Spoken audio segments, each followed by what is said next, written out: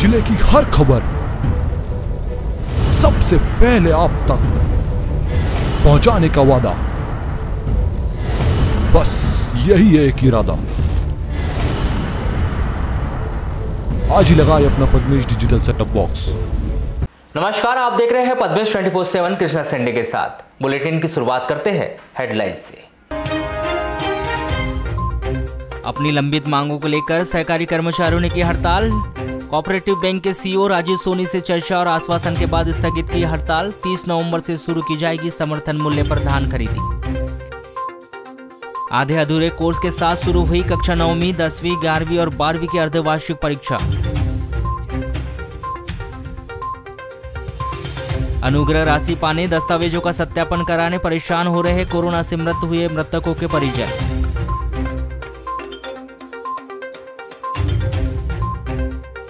शंकरघाट में पार्किंग के नाम पर हो रही अवैध वसूली हुई बंद।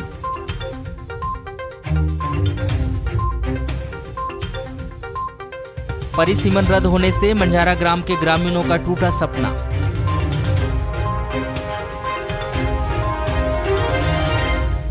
कोरोना महामारी के दौरान कोविड के कारण मृत हो चुके लोगों के परिजनों को शासन के द्वारा प्रदाय की जाने वाली अनुग्रह राशि दिए जाने को लेकर जिला प्रशासन के द्वारा दस्तावेज जमा करवाए जा रहे हैं। 2 दिनों में ही लगभग 4 सैकड़ा लोग अनुग्रह राशि के लिए दस्तावेजों का सत्यापन कराने सामने आ चुके हैं। सोमवार को करीब आधा दर्जन लोग डॉक्टर से दस्तावेज सत्यापन के लिए जिला अस्पताल में कई घंटों तक परेशान होते रहे, क्योंकि जिला अस्पताल के ओपीडी में जो चिकित्सक मौजूद थे उनके द्वारा दस्तावेज में साइन करने से मना कर दिया गया था, जिसके कारण हितग्राही दस्तावेज में डॉक्टर की साइन करने के लिए भटकते रहे। आपको बताया कि कोविड से मृत हो चुके 12 लोगों के परिजनों को 2 दिन पूर्व ही राज्य शासन की ओर से 50-50 हजार रुपए की अनुग्रह राशि जारी की जा चुकी है। इस खबर को पद्मेश 24/7 के द्वारा प्रमुखता से दिखाया गया, जिसमें कई लोगों के द्वारा बताया गया कि उनके परिजनों की भी कोविड के दौरान मृत्यु हुई है, लेकिन उन्हें अनुग्रह राशि शासन की ओर से नहीं मिली है। इस खबर को जिला प्रशासन ने तत्काल ही संज्ञान में लिया और ऐसे सभी परिजनों के दस्तावेज संकलित करने के निर्देश दिए। 2 दिनों में ही करीब 4 सैकड़ा लोगों के द्वारा अपने दस्तावेजों का सत्यापन करा लिया गया है। आपको बताएं कि अनुग्रह राशि के लिए दस्तावेज सत्यापन कराए जाने को लेकर जिला अस्पताल में परेशान होने की जानकारी लगते ही आरएमओ डॉक्टर अरुण लांजेवार जिला अस्पताल पहुंचे और सभी लोगों के दस्तावेजों का स्वयं के द्वारा सत्यापन किया गया। दस्तावेज का सत्यापन कराने जिला अस्पताल पहुंचे लोगों ने बताया कि उनके परिजनों की कोविड से मृत्यु हुई है। शासन से मिलने वाली अनुग्रह राशि के लिए वे दस्तावेजों का सत्यापन कराने पहुंचे हैं। दस्तावेज में 2 डॉक्टर की साइन कराने के लिए कहा गया है, लेकिन उन्हें डॉक्टर की साइन करने के लिए परेशान होना पड़ रहा है। कुछ लोगों ने यहां तक भी कहा कि जिला अस्पताल में स्थित सामने ओपीडी में कुछ डॉक्टर मौजूद थे, जिनमें एक महिला डॉक्टर के द्वारा दस्तावेज पर साइन तो कर लिया गया, लेकिन दूसरे डॉक्टर की साइन नहीं करा पाए, क्योंकि वहां मौजूद अन्य चिकित्सकों के द्वारा साइन करने से मना कर दिया गया। कोरोना की रिपोर्ट पे साइन कराने आया था डॉक्टर साहब की। हाँ जी, नहीं हुई। मैं लीलर साहब से बोला कि साइन करना है, तो बोले मैं साइन करते रहूं क्या, यही काम करूं क्या। चले गए वो। हाँ, ये दे रहे हैं ना, कुछ सहायता राशि दे रहे हैं। अब उसकी तो जानकारी नहीं, लेकिन फॉर्म भर रहे हैं। अब कुछ सहायता राशि के लिए है, कलेक्टर ऑफिस में मिला है पिताजी की। 1/6/2021 लॉकडाउन के समय कोरोना से। हाँ, रिपोर्ट है ना, जिला अस्पताल में सहायता राशि मिल रही है। डॉक्टर की साइन मंगवाए हैं फॉर्म में, नहीं कर रहे हैं। पिताजी हेमराज नकपुरे। मेरा नाम भावलाल। सर, जो अनुग्रह राशि जो गवर्नमेंट की तरफ से दी जा रही है, उसमें फॉर्म में 2 डॉक्टरों की साइन बोले थे। मैं हॉस्पिटल तो कलेक्टेड गया था, तो बोले कोई भी गवर्नमेंट डॉक्टर की साइन चाहिए उसमें बोले थे, पर 2 डॉक्टर की। तो यहाँ एक मैडम ने तो कर दिए हैं साइन यहाँ पे, पर दूसरे डॉक्टर के लिए देख रहा, दूसरे पर्सन के लिए तो कोई करने तैयार नहीं है। मैं यहाँ 10 बजे से हूँ। मम्मी है हमारी, मम्मी के आवेदक पे ले रहे हैं। मम्मी को ऐसा कुछ नहीं है, वृद्ध है मम्मी। पापा एक्सपायर हुए थे कोविड से, जिला अस्पताल में, राधेश्याम बांगरे। ये मई में हुआ था, लॉकडाउन के समय, 16 मई को। आवेदन ये है कि जो अनुग्रह राशि मिल रही है गवर्नमेंट की तरफ से, सहायता राशि 50,000, उसके लिए अड़ंगा इसी बात का है कि यहाँ पे सिग्नेचर करने तैयार नहीं है। एक मैडम ने कर दिए हैं, डॉक्टर मैडम ने, यहाँ पे जो ओपीडी में बैठते हैं, मेडिकल ओपीडी में, उनने कर दिए। पर सेकंड सर ये फॉर्म जमा कर साइन करवाने आए थे हम। ये कोविड का है जो मेरा भाई खत्म हो गया है, सेवक राम गौतम। ये करीबन ये अभी तो हमको 2 दिन हो गया पकड़ लो। कल हम वहाँ गए थे, परसों के दिन शुक्रवार को कलेक्टर ऑफिस से यहाँ पे भेजे कि साइन करवा के लाओ करके। नहीं, एक बार जमा कर दिए थे हमने, लेकिन हमने दोबारा जाके पूछे वहाँ पे, जी सर फिर बताया हमको कि नहीं है, ये फॉर्म शुरू से जमा करो करके। हाँ, ये फॉर्म को पता नहीं सर, बताया ही नहीं हमको। तो उसमें ये 4 महीना पहले कर दिए थे हमने। नहीं, हाँ अब दोबारा कर रहे हैं। इस संबंध में चर्चा करने पर आरएमओ डॉक्टर अरुण लांजेवाल ने बताया कि जैसे ही हमें दस्तावेजों को सत्यापन कराने के निर्देश मिले, दस्तावेजों को वेरीफाई करने के लिए कार्य प्रारंभ कर दिया गया है। शनिवार और रविवार को ही 2 दिनों में 350 दस्तावेजों को वेरीफाई किया जा चुका है। जिन लोगों के दस्तावेज वेरीफाई नहीं हुए हैं वे जिला अस्पताल पहुंचकर वेरीफाई करा सकते हैं। जिला अस्पताल में 2 चिकित्सकों के दस्तावेजों से वेरीफाई करवा दिया जाएगा। देखिए, ऐसा है कि शासन के निर्देशानुसार और माननीय कलेक्टर महोदय जी के आदेशानुसार ये जो शासन जो कोरोना महामारी के वक्त जिन लोगों के परिजन और जिनके अपने प्रियजनों की मृत्यु हुई है, उनके लिए शासन ने कुछ मदद राशि का अनुग्रह हुआ है, जिन्हें मतलब उन्हें दिया जाएगा। तो इस संबंध में पूरे दस्तावेज कंप्लीटली माननीय कलेक्टर महोदय सर के ऑफिस में जमा करना है। उसमें जो कोविड से संबंधित जो भी दस्तावेज है कि कोई भाई HRCT है, उसका मतलब छाती का CT स्कैन है, और दूसरा ये मान लीजिए कि RT-PCR है, और जो भी संबंधित दस्तावेज है, तो माननीय कलेक्टर महोदय के द्वारा ये कहा गया है कि उनको भाई किसी 2 चिकित्सक से वेरीफाई करवाइए। तो जैसे ही हमें पता चला कि इस बात में कि इन दस्तावेजों को हमें वेरीफाई करना है, तो हमने तुरंत ही इस पे एक्शन लिया है, और जितने भी लोगों को इस असुविधाओं हो रही है जिनमें डॉक्यूमेंट में वेरीफाई नहीं हो पा रहा है, वो तुरंत जिला चिकित्सालय है और तुरंत हमसे संपर्क करें। हम इस दस्तावेज को 2 चिकित्सक से वेरीफाई करवा के हम दिलवाएंगे उसे। लगभग जिस तरह से हमें कल पता चला कि कल छुट्टी का दिन था, लेकिन फिर भी कलेक्टर ऑफिस से कुछ बनवाले बाबू आए थे। उन्होंने लगभग 300 दस्तावेजों को लेकर के आए थे। हमने कल डॉक्टर आशुतोष मांगरे सर, डॉक्टर सुधा जैन मैडम जो कि SNSU में पदस्थ हैं, और हमने खुद बैठ के 300 दस्तावेजों को कल वेरीफाई किया। उसके पहले कुछ लगभग 40 से 50 दस्तावेजों को वेरीफाई किया, और आगे भी हम लोगों से निवेदन करते हैं कि वो इधर उधर ना भटके, सीधा जिला चिकित्सालय यहाँ पे 2 चिकित्सक से वेरीफाई करवा के उनको दिया जाएगा। आज अभी तो वर्तमान लालबर्रा से लगभग 4 किलोमीटर दूर ग्राम पंचायत पाथरसाई व सिहोरा के बीच अज्ञात डंपर की टक्कर से पाथरसाई निवासी 60 वर्षीय मनसाराम बांगरे घायल हो गए। प्राप्त जानकारी के अनुसार पाथरसाई निवासी 60 वर्षीय मनसाराम बांगरे 29 नवंबर को सुबह करीब 11 बजे साइकिल से सिहोरा किसी काम से जा रहे थे। तभी लालबर्रा से सिवनी की ओर से जा रहे अज्ञात डंपर चालक ने तेज रफ्तार व लापरवाही पूर्वक वाहन चलाते हुए पीछे से साइकिल को टक्कर मारकर फरार हो गया, जिसके बाद आसपास स्थित लोगों ने पुलिस व डायल 100 को इस घटना की सूचना दी और डायल 100 वाहन से घायल को तत्काल ही लालबर्रा के सामुदायिक स्वास्थ्य केंद्र लाया गया, जहां प्राथमिक उपचार कर गंभीर स्थिति को देखते हुए घायल मनसाराम बांगरे को जिला चिकित्सालय रेफर किया गया। इस सड़क दुर्घटना में मनसाराम को पैर, हाथ व शरीर में अंदरूनी चोटें आई है।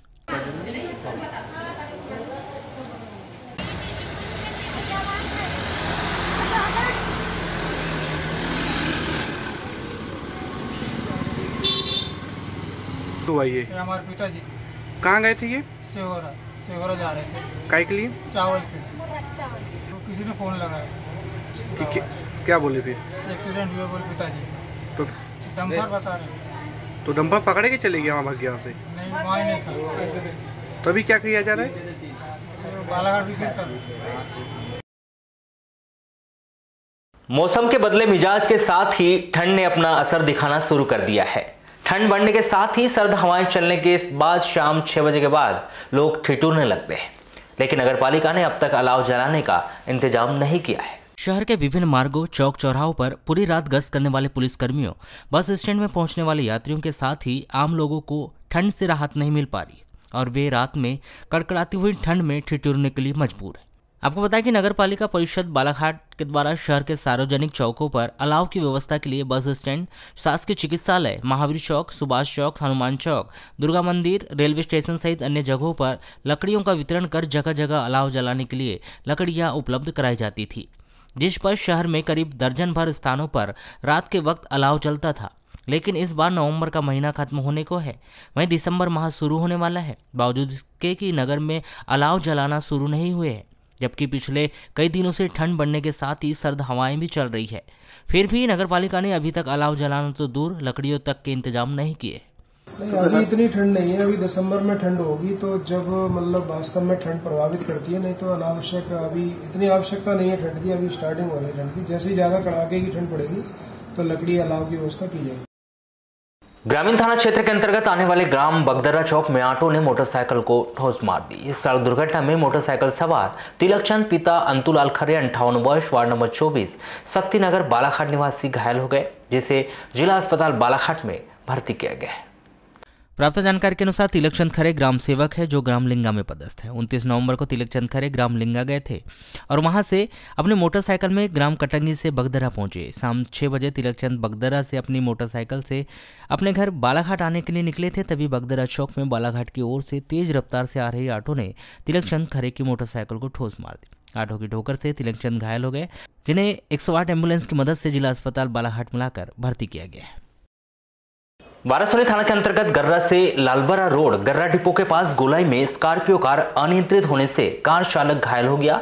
इस दुर्घटना में स्कॉर्पियो में सवार अन्य लोगों को मामूली चोटें आई। घायल चालक मनीष पिता योगराज ठाकरे 26 वर्ष ग्राम दीनी थाना रामपाली निवासी को जिला अस्पताल में भर्ती किया गया है।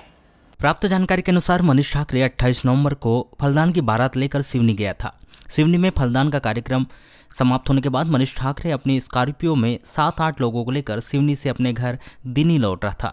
रात्रि 8 बजे करीब लालबरा से बालाघाट की ओर आते समय ग्राम गर्रा डिपो के पास गोलाई में स्कॉर्पियो अनियंत्रित होकर रोड किनारे पलट गई।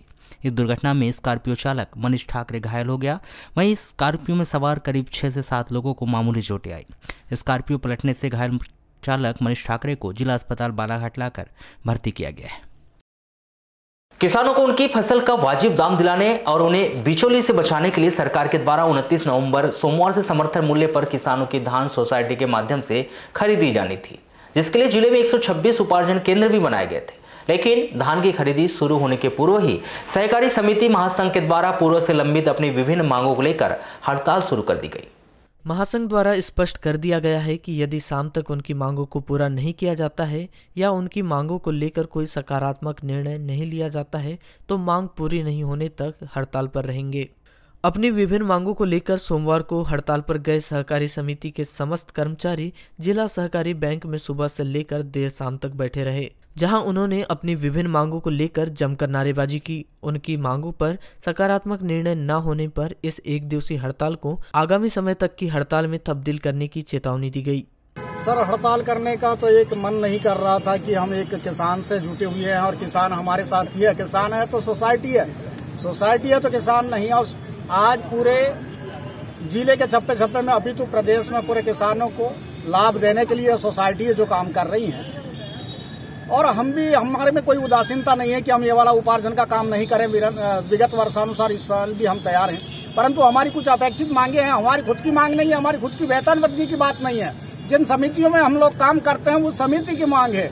हमने कई प्रकार का अपना जो खर्चा किया, हमारी समिति ने जो खर्चा किया है उसका आज तक की देनदारी बहुत सारी बची है। लगभग 13 करोड़ रुपया हमें विपणन संघ से लेना बाकी है और विपणन संघ का कहना है कि मैंने पासान कर दिया, बैंक का कहना है कि 2.5 करोड़ रुपया सिर्फ मिला है और क्या नहीं मिला ये हमें स्पष्ट उसकी स्थिति समझ में नहीं आ रही है। हम भी अपनी विपणन अधिकारी से पूछे तो बोले 2.5 करोड़ रुपया मिला है, जिसका अभी तक सोसाइटी को कोई किसी प्रकार से पासान नहीं हुआ। गत वर्ष क्या कि सरकार ने एक लोडिंग चार्ज लगा दी हमारे को 5 रुपया कुंटल के हिसाब से, जो हमसे दे नहीं होता था वो परिवहनकर्ता से दे होता था। वो भी राशि हमारी खुद की जेब से चले गई, हमारी सोसाइटी के पॉकेट से चले गई। सोसाइटी की ये स्थिति है कि आज कर्मचारी को पेमेंट देने के लिए नहीं है। वहीं देर शाम सहकारी समिति कर्मचारी महासंघ के प्रतिनिधिमंडल ने अपनी विभिन्न मांगों को लेकर जिला सहकारी केंद्रीय बैंक के सीईओ राजीव सोनी से मुलाकात की, जिसमें संघ की विभिन्न मांगों पर चर्चा की गई। जहां संघ और सीईओ के बीच कई मुद्दों पर सहमति बनने पर सहकारी समिति कर्मचारी महासंघ ने अपनी 1 दिवसीय हड़ताल समाप्त कर दी। वहीं उन्होंने 30 नवंबर से सभी उपार्जन केंद्रों पर धान खरीदी का कार्य शुरू करने की बात कही है। लामता थाने के चरेगांव पुलिस चौकी क्षेत्र के अंतर्गत आने वाले ग्राम सेरवी में इसी ग्राम के युवक सुरेंद्र पिता अंतलाल भलावी 19 वर्ष ने थाइमेट कीटनाशक का सेवन कर लिया, जिसकी जिला अस्पताल में उपचार के दौरान मौत हो गई। इस युवक ने किस वजह से कीटनाशक दवाई का सेवन किया है, यह अभी स्पष्ट नहीं हो पाया। प्राप्त जानकारी के अनुसार 28 नवंबर को सुरेंद्र भलावी घर में था और उसका बड़ा भाई अनिल भलावी खेती किसानी के काम से चला गया था। शाम 6 बजे जब अनिल भलावी घर आया तब सुरेंद्र भलावी घर में सोया हुआ था। कुछ देर बाद सुरेंद्र भलावी उल्टी करने लगा और दुर्गंध आने लगी थी। तब अनिल भलावी के द्वारा पूछने पर सुरेंद्र भलावी ने उसे कीटनाशक दवाई थाइमेट का सेवन करना बताया, जिसके कुछ देर बाद ही सुरेंद्र भलावी बेहोश हो गया था। अनिल भलावी ने अपने भाई सुरेंद्र भलावी को 108 एम्बुलेंस से जिला अस्पताल आकर भर्ती किया, जहां उसके उपचार के दौरान मौत हो गई। 29 नवंबर को जिला अस्पताल पुलिस ने मृतक सुरेंद्र भलावी की लाश पोस्टमार्टम करवाकर उसके परिजनों को सौंप दी है। इस युवक ने किस वजह से कीटनाशक दवाई का सेवन किया है, यह अभी स्पष्ट नहीं हो पाया। आगे मर्ग जांच लामता पुलिस के द्वारा की जा रही है। शासन के निर्देश के अनुसार बालाघाट जिले सहित लालबरा विकासखंड में 29 नवंबर से समर्थन मूल्य में धान खरीदी प्रारंभ होने वाली थी और समिति प्रबंधकों के द्वारा तैयारी भी कर ली गई थी, किंतु सहकारी समिति के कर्मचारी के द्वारा अपनी जायज मांगों को लेकर अनिश्चितकालीन हड़ताल में चले जाने से कई जगह धान खरीदी केंद्र को लेकर असमंजस की स्थिति बनी होने के कारण समर्थन मूल्य में धान खरीदी का कार्य प्रारंभ नहीं हो पाया और किसानों को मैसेज भी नहीं आए, जिसके चलते किसान अपनी उपज विक्रय करने के लिए इंतजार करते रहे। लालबरा विकासखंड में धान खरीदी को लेकर पूरी तरह से खरीदी केंद्रों का निर्धारण भी नहीं हो पाया, जिसमें समिति प्रबंधक भी असमंजस की स्थिति में है कि किस जगह खरीदी करे। वहीं कई केंद्रों में न व्यवस्था है न ही बारदाने पहुंचे। ऐसी आधी अधूरी तैयारी में कैसे समर्थन मूल्य में धान खरीदी होगी। मुख्यालय से सटी ग्राम पंचायत मानपुर के स्थित मार्केटिंग सोसाइटी को खरीदी केंद्र बनाया गया है, किंतु वर्तमान में एक आदेश जारी हुआ जिसमें बिरसोला में खरीदी होने की बात कही जा रही है। ऐसी स्थिति में खरीदी केंद्रों का स्पष्ट नहीं होने से अन्य खरीदी केंद्रों में असमंजस की स्थिति बनी हुई है, जिसके कारण भी 29 नवंबर को समर्थन मूल्य में धान खरीदी का कार्य का शुभारंभ नहीं हो पाया। मध्य प्रदेश सेवा सहकारी समिति महासंघ के प्रांतीय आह्वान पर सेवा सहकारी समिति के कर्मचारियों के हड़ताल पर चले जाने के कारण सेवा सहकारी समितियों में ताला जड़ा रहा और कुछ समितियां खुली रही, किंतु कार्य नहीं हुआ। ऐसी स्थिति में उचित मूल्य की दुकानों में राशन लेने पहुंचे ग्रामीणों को भी बिना राशन लिए बैरंग ही वापस लौटना पड़ा। सहकारी समिति के कर्मचारियों के हड़ताल पर चले जाने के कारण समिति में रुपए निकालने, खाद लेने व अन्य कार्य के लिए आए कृषकों को भी परेशानियों का सामना करना पड़ा।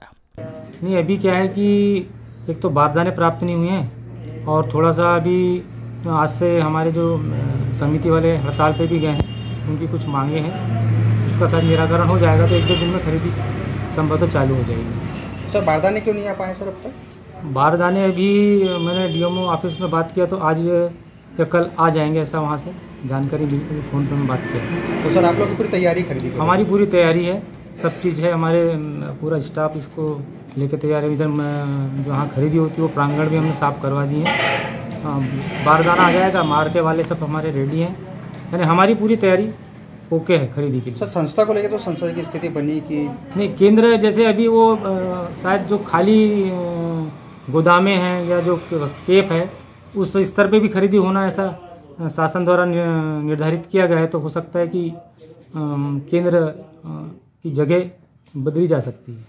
सर बदली जाएगी तो फिर कहाँ जाएगी सर यहाँ से? अभी तो संभावना ये कि अनय गोदाम में है, यहाँ पंडरवानी में और बिरसोला के बिरसोला।